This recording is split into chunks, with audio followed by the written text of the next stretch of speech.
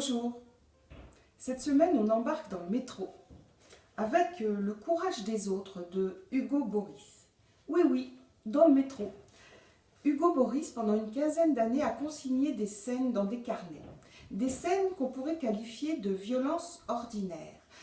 Ça va de la contrôleuse qui verbalise quelqu'un en lui infligeant une terreur redoutable, au jeune homme qui passe avec un mégot allumé qui l'envoie dans la chemise de quelqu'un. À des scènes aussi beaucoup plus dures avec agression physique et des personnes vraiment en danger. Ce faisant, Hugo Boris pointe nos lâchetés ordinaires.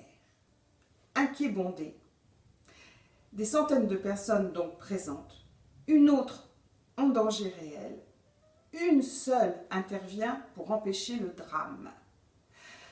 Pointant nos lâchetés, Hugo Boris révèle aussi nos courages, comme cette personne qui a su affronter sa peur, sa lâcheté et celle de toute une société. C'est très intéressant. Ici, le métro devient le théâtre révélateur de l'état d'une société. On y croise toutes sortes de passagers, des travailleurs de la classe moyenne, des travailleurs pauvres, des mendiants. C'est très interpellant. En plus, Hugo Boris accompagne ses récits d'un dispositif analytique finement amené avec de l'humour.